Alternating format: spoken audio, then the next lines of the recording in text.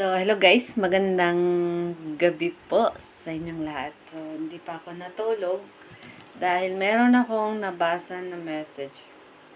So, nang nakita ko sa noon, may nagtanong kung kumita nga daw po ako sa aking pagvi-video.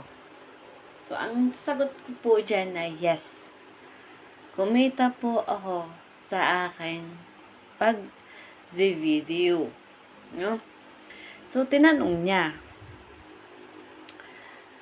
magkano daw ang kinikita ko sa isang video? So, ang sagot ko ay depende yan sa video mo kung nagba-viral. Kung maabot yan ng 100 million views or maabot kahit 1 million views. Kasi ngayon, depende kung saan ka madalas kumikita. Sa Reels ba or sa long form video? Kasi sa akin, sa long form video kasi ako nag-earn. So,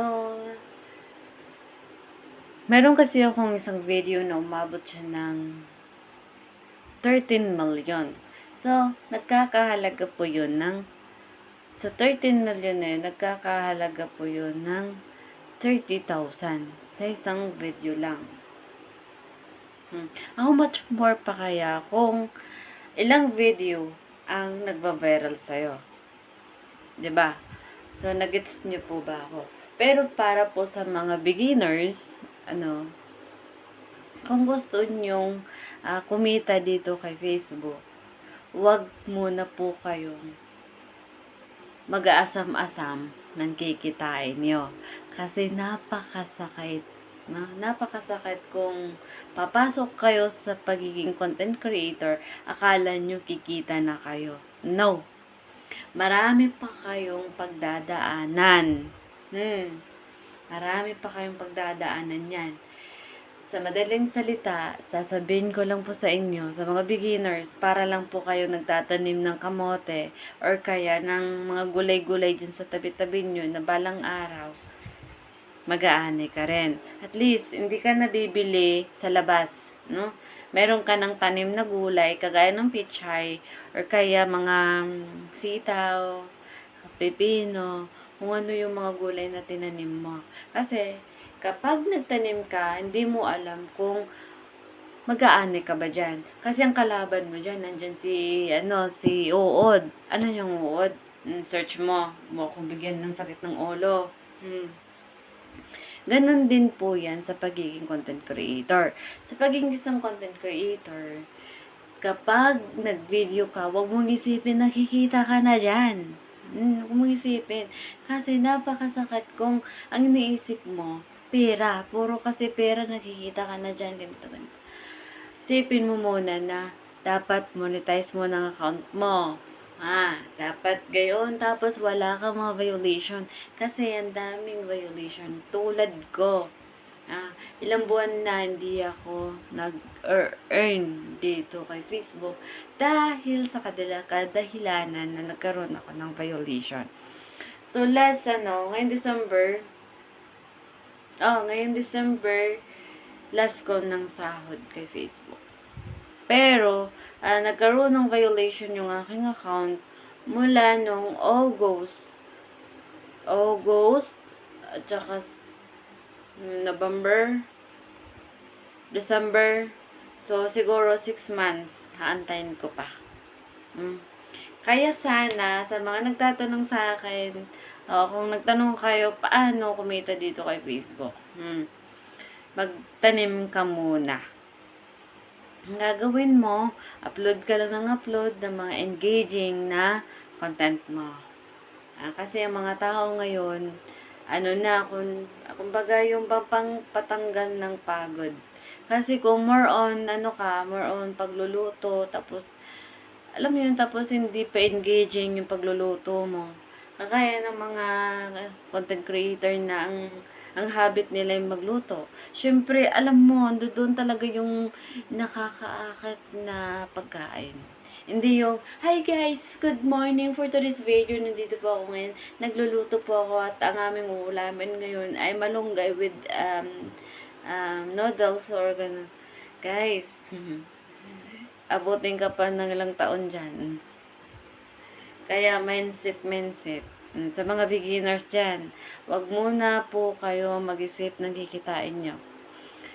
Isipin nyo muna kung monetize ka na at wala kang violation. Yun, dun ka mag-pro-prosige lahat. Ha? At wag mong ipagyabang na ikaw ay vlogger.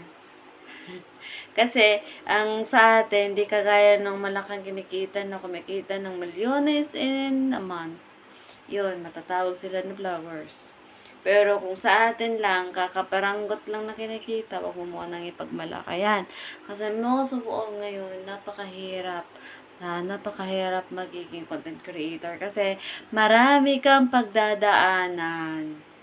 Tulad po ngayon, marami ngayon nagpo-post na not recommendable. Alam niyo po kung bakit po ba kapag not recommendable ang account natin, hindi yan napapadala ni algorithm sa iba't ibang audience. Kaya, panatiliin ang account mo ay malinis. Para kapag marami kang nagba-viral ng mga videos, madali lang yan ipapadala ni Algo kung si Algo ay nasa account mo. Katulad ko, si Algo nasa account ko, nanatili si algorithm sa account ko. Ano nga ba si algorithm? Si algorithm, guys, yun yung magkakalat ng videos sa iba't ibang audience. Lahat ng mga nakahawak na cellphone, yung video mong yun, kung engaging, ipapadala doon. Isipin na po natin yung video ko na nagva-viral. Hindi ko naman kilala yung mga tao, wala naman kaming mutual friend, or kaya hindi kami, pero nakarating sa kanya yung video kasi dahil po yan kay algorithm. Nagkakaintindihan na po tayo. Kaya kung isa kang nanay or tatay or kaya mga tambay, kung gusto mo maging vloggers, ito lang pong masasabi ko. Magtanim ka muna bago ka mag-asamasam ng kikitain dito. Kasi napakasakit kung nag-turn on ka lang ng professional mode mo, tapos nag-set up ka, hindi mo naman ginawa. Tapos sabihin mo, ay, wala naman akong ginigita dyan. Ganito, gano'n. Guys, hindi ganun yun. Isipin nyo na lang kung nagne-negosyo kayo, kung walang tao doon, wala naman bibili. Diba? Tapos lalagay ka lang dyan. Workout mo din. Diba? Workout mo din. Gawin mo din yung best mo. Ibigay mo yung tono na best mo. Kasi isipin nyo kung magtatrabaho kayo sa labas, ilang taon pa na hindi ka pa makapagpatayo ng sarili mong bahay. Kaya sana sa mga isipin nyo guys, kung wala ako sa pagiging content creator, wala din itong pangbigay ko sa aking mga kamag-anak, especially sa aking pamilya, diba? Kaya kailangan sipag at syaga lang din dito sa mundo ng Reels. So, balang araw, mag-aani din tayo. Kasi ako, hindi madali eh. Umabot ako ng 1 taon mahigit bago ako kumita kay Facebook. Kaya for today's video, kung nagustuhan mo video na ito, huwag mo kalimutan share and follow na din itong bago kong page. See you on my next video. Kung magtanong kayo, message yun na lang po.